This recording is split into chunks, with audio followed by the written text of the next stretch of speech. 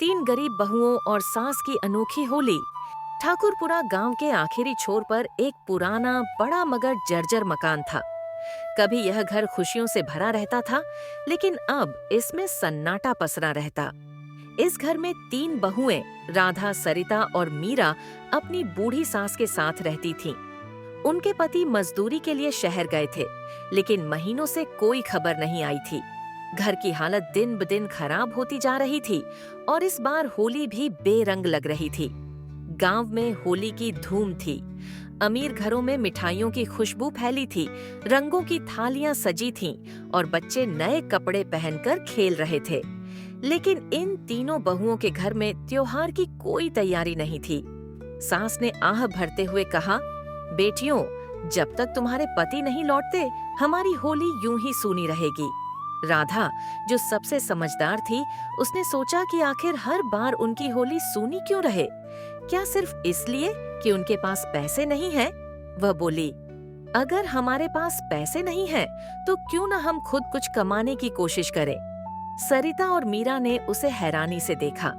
सरिता ने उत्सुकता से पूछा, पर कमाएंगे कैसे? राधा ने गुलाल बनाने की जिम्मेदारी ली। वह पास के जंगल से टेसू के फूल इकट्ठे करने लगी। उसने अपनी पुरानी सिल पर फूलों को पीसा, पानी में मिलाया और फिर सुखाकर रंग तैयार किया। धीरे धीरे उसने गुलाल बना लिया। सरिता ने मिठाइयों का जिम्मा उठाया। घर में थोड़ा सा आटा और चीनी बची थी, लेकिन वह काफी नहीं था। उसने गांव के एक घर में चौका बर्तन कर थोड़े पैसे कमाए और उनसे जरूरी सामान ले आई। फिर पूरी रात बैठकर गुजिया बनाई। मीरा ने खुद से पिचकारी बनाने का काम किया। उसने बांस के टुकड़े इकट्ठे किए, उनके अंदर सुराख बनाए और उन्हें एक तरह की पिचकारी का रूप दिया। जब सब सामान तैयार हो गया, तो तीनों बहुएं घर घर बेचने की बजाय गांव के मुख्य बाजार में चली गईं। वहां उन्होंने एक कोने में अपनी चटाई बिछाई और सामान सजाकर बैठ गईं। राधा ने उत्साह से आवाज लगाई, टेसू के फूलों से बना शुद्ध गुलाल, बिना किसी केमिकल के, होली खेलो मगर सेहत के साथ। सरिता ने अपनी टोकरी से गुजिया निकालते हुए कहा, घर की बनी ताजी गुजिया, स्वाद ऐसा कि याद रह जाए। मीरा ने बच्चों की तरफ देखकर मुस्कुराते हुए कहा, बांस की अनोखी पिचकारी, जो पानी कम खर्च करे और मजा ज्यादा दे। धीरे धीरे लोग उनकी दुकान की तरफ आने लगे। कई महिलाएं उनके गुलाल की शुद्धता की तारीफ करने लगी। मिठाइयों की खुशबू ने ग्राहकों को आकर्षित किया और बच्चों ने अपनी जेब से पैसे निकालकर पिचकारियां खरीदनी शुरू कर दी। शाम तक तीनों बहुएं अच्छा खासा कमा चुकी थीं।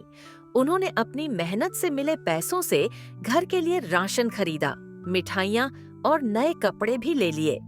होली के दिन उनके घर में पहली बार रंगों की रौनक लौटी। गुजियों की मिठास हर किसी के चेहरे पर मुस्कान ला रही थी और बच्चे खुशी खुशी पिचकारी चला रहे थे। उनकी बूढ़ी सास की आंखों में खुशी के आंसू थे। वह तीनों को गले लगाकर बोली, बेटियों, तुमने साबित कर दिया कि मेहनत और समझदारी से इंसान अपनी किस्मत खुद बदल सकता है।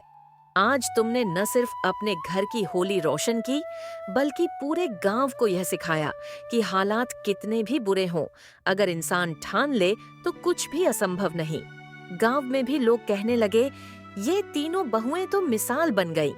अब ठाकुरपुरा की गरीब बहुएं केवल किसी की मदद की मोहताज नहीं थीं, बल्कि उन्होंने अपने हुनर और मेहनत से खुद को साबित कर दिया था। उनकी होली सिर्फ रंगों की नहीं, बल्कि आत्मनिर्भरता और हौसले की भी थी।